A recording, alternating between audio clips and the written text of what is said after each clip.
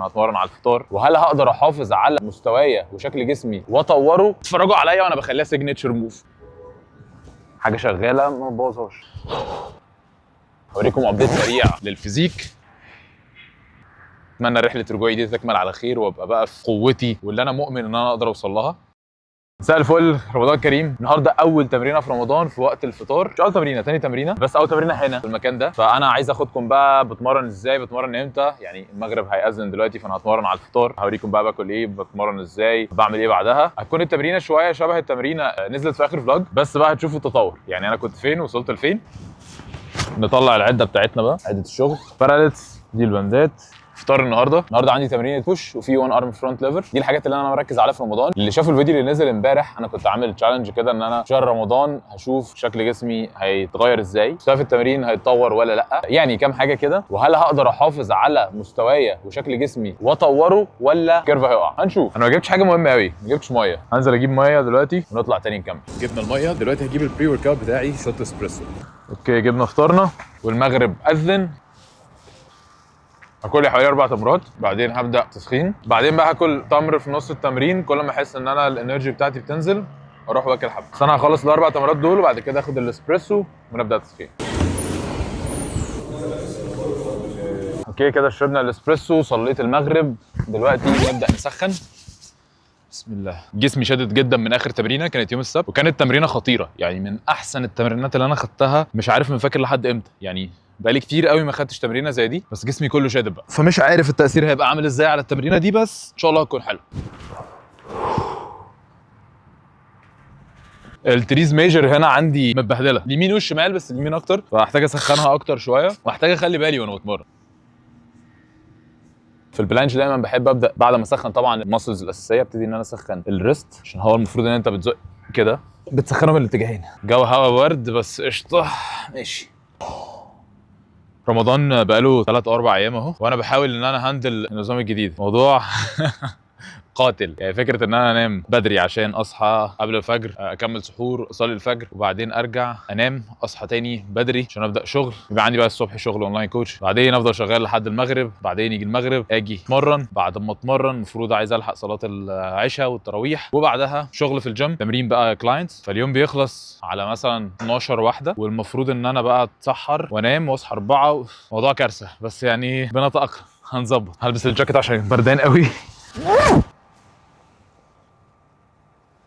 حاسس جسمي تقيل شويه، جو برضو، بس هي هنخش دلوقتي فول بلانش كده تسخينه ونشوف سخنا قد ايه. بسم الله.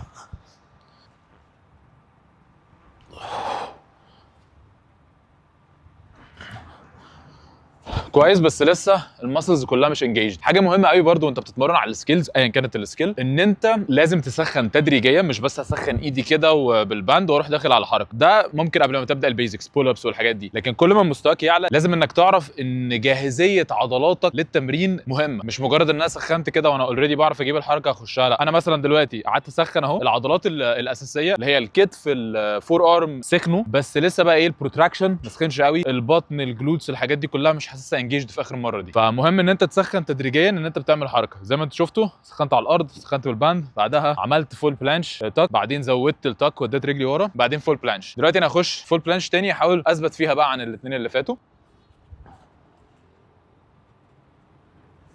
اوكي، انا كده يعتبر سخنت. تعال نشوف بقى تمرينه النهارده عامله ايه. زي ما قلت لكم هي نفس التمرينه اللي انا اتمرنتها في الفلوج اللي فات، بس هتشوفوا الاختلاف في المستوى. انا ما عدلتش التمرينه عشان ما احتاجتش، مستوايا لقيته بيتطور فيها ولسه ما جبتش اخرها، فدي برده من الحاجات اللي تاخد بالك منها. ما تعدلش في البروجرام او في التمرين بتاعك غير لما خلاص خدت استفادتك كلها منه، مش بنلعب عشان نقعد نغير حاجه شغاله ما نبوظهاش. طيب انا دلوقتي عندي فول بلانش، خش كده واشوف الثبات هيبقى قد ايه، دي من الحاجات اللي انا عايز اشوفها، وهشوف ادخل كام ست لحد ما احس ان انا تعبت. فيلا بينا نعمل اول ست فول بلانش. عايز اشوف الفورم، عايز اشوف الثبات، وعايز اظبط كمان. لو فاكرين الفلوج اللي فات كنت عاملها عاليه شويه، انا دلوقتي عايز اعملها مظبوطه. خلينا نشوف ايه اللي هيحصل. طبعا بقى ايه، قلع الجاكيت، قلع الشوز، يعني اي حاجه ممكن تتقلع نقلعها عشان اي وزن بيفرق. بسم الله.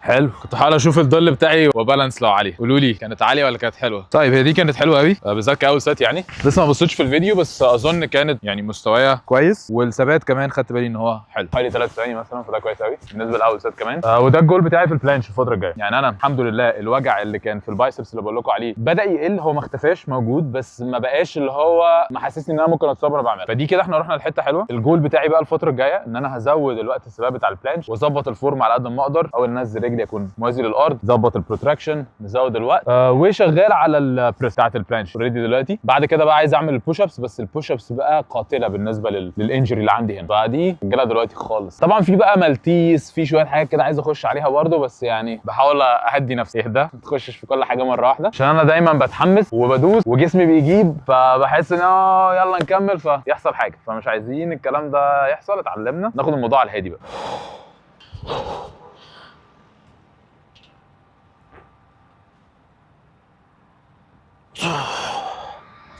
لسه شايف الفورم بتاع البلانش الاخيره، عجبني قوي قوي قوي. بارلل في نفس الوقت البروتراكشن مش واقع يعني لحد ما كويس، فحلو قوي الفورم ده. عايز اكمل عليه ونزود الثبات.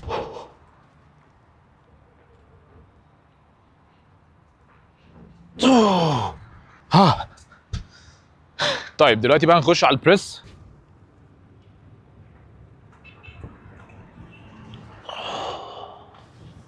اوكي حلوه بالباند ده. نخش بقى بالباند اللي اخف منه.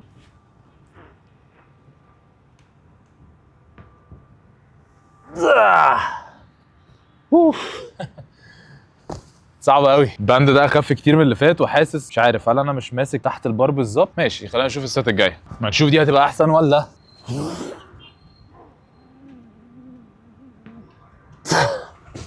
لا لا لا، واضح ان البلانش عشان اديت فيها باور جامد سحبت. مش هلعب بالباند ده يعني، هرجع الباند التاني. من الحاجات برضو اللي مهمه قوي تعرفها انك تعرف امتى تتعافى وامتى ما تتعافاش. يعني مش هقول لك انت مش محتاج تتعافى في التمرين، محتاج، بس محتاج تعرف تتعافى امتى وصح. زي اللي حصل دلوقتي، انا لازم ابقى مقدر ان انا طلعت مجهود اعلى من اللي انا بعمله في العادي في البلانش، فخلاص يعني ما تدوس في البريس. يعني كتفي بدا يوجعني مثلا، فلا هنا اهدى، هديله باند اتقل شويه بحيث اعمل الريبس تبقى كامله، الماسلز شغاله مظبوط، جسمي مش بيحاول يكمبنسيت. ده هيفيدني اكتر من ان انا استعمل باند اخف ونعمل بقى حته الايجو ليفتنج دي اللي هو لا هعملك يعني هعمل. فدي حاجه تاخد بالك منها وانت بتتمرن على اي حاجه في الكاليستانكس، عشان ده اللي هيخليك تعرف تطور وتستمر. ان انت تعرف ازاي تهندل الايجو بتاعك، الغرور بتاعك. ما تخليش نفسك اللي هو ايه ده انا تمام يلا يلا، دي مره في الثانيه هتلاقيك يلا فعلا قعدت على جنب. اسمع نصيحه مجرب ولا تسمعش نصيحه طبيب.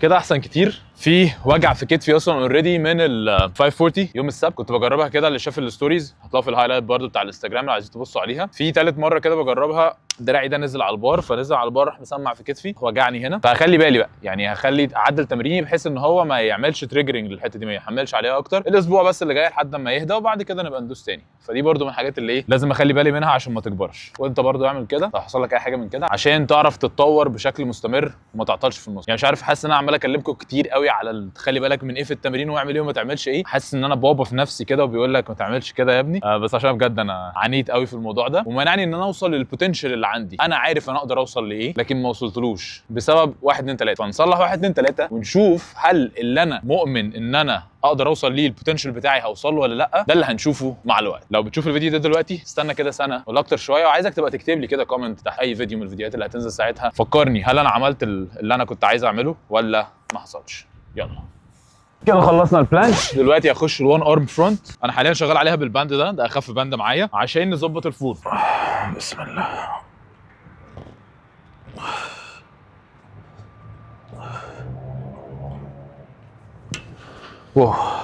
انا بعمل وان ارم فرونت على الجنب الشمال، انا اشول اللي مش عارف. الجنب اليمين لسه مش بعملها عليه، بس حاليا شغال ان انا ايه ابالانس الجنبين، يبقى قوه الجنب اليمين الى حد كبير قد الشمال.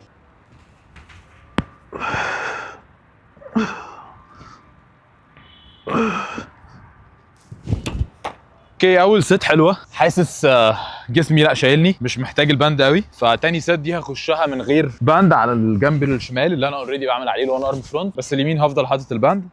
هخش دلوقتي تاني ست هجربها على الجنب الشمال من غير باند، بس انا بحب بقى ايه الزاويه دي. متحمس للوان ارم فرونت قوي، دي من اكتر الحاجات اللي بحبها في الفرونت وعايز اخليها سيجنتشر موف ليا، فاتفرجوا عليا وانا بخليها سيجنتشر موف.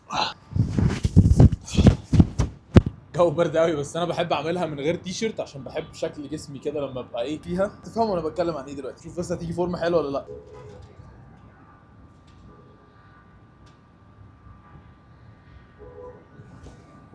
اوكي بس دلوقتي نلبس بقى عشان ايه؟ انا بتجمد.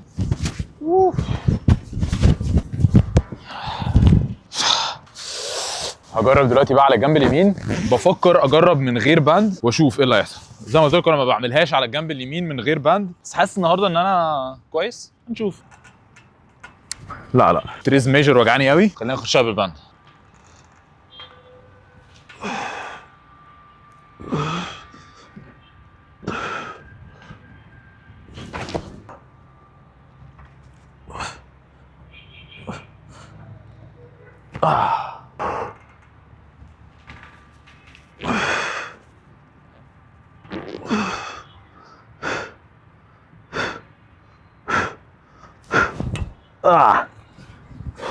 اوكي كده احنا تمام مع الوان ارم فرونت. اخر حاجه جايه في التمرين عندي هتكون الوان ارم هاند ستاند. شغال عليها بقالي حبه، خلينا نريح شويه ونشوف الكلام على ايه. نديها تسخينه خفيفه كده للريست وللكتف.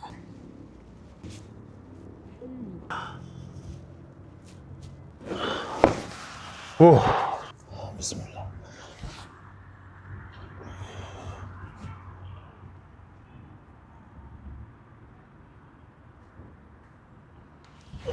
اوكي.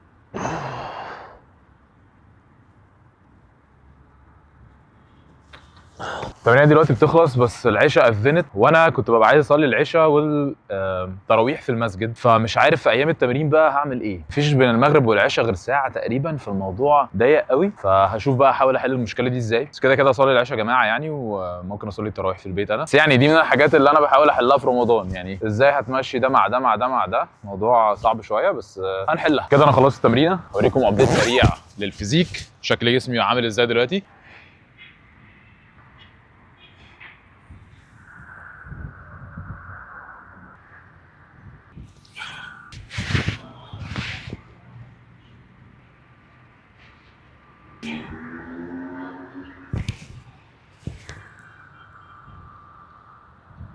الجو برد قوي، لازم البس. بس الحمد لله الفورمه احسن من اخر فلوج انا صورته. فرق عن اخر فلوج، وفرق قوي بقى عن الفلوج اللي قبله. فالناس اللي شافت الفلوج اللي قبل اللي فات هتاخد بالها الفرق في الفورمه عامل ازاي. الحمد لله. مش عارف الاضاءه هنا مبينه ولا لا، بس انا لازم البس دلوقتي عشان الجو برد. كده خلصنا اليوم. بشكل عام انا راضي جدا عن التمرينه، وانا مبسوط ان انا بوثق رحله رجوعي. الحمد لله مستوايا اتحسن كتير الفتره اللي فاتت، الشيب بتاع جسمي كمان اتظبط. فان شاء الله شهر رمضان كده يكون شهر خير علينا في كل حاجه. يعني انا عندي امل وطموح ان انا مش بس احافظ على مستواي في رمضان، ان انا ابقى احسن كمان. فالفتره الجايه هتلاقيني بنزل لكم، لو مش فلوجز طويله هنا هتلاقيني بنزل لكم ريلز على انستجرام وعلى يوتيوب شورتس برضو. بوريكم فيها بقضي يوم ازاي، بتمرن ازاي، بعمل ايه. اتمنى رحله رجوعي دي تكمل على خير، وابقى بقى في قوتي. مش هقول اللي انا وصلت لها قبل كده، لكن اللي انا دايما بتخيلها هنا، واللي انا مؤمن ان انا اقدر اوصل لها. فانا حاسس ان انا مش بعيد عن كده. ربنا يكرم. هروح بقى دلوقتي اصلي، بعد كده اكل وجبه الفطار. انا هموت من الجوع اصلا. اشوفكم على خير في الفيديو الجاي. عايزين تفاعل بقى كتير يا شباب. واشوفكم على خير يا اهل الخير.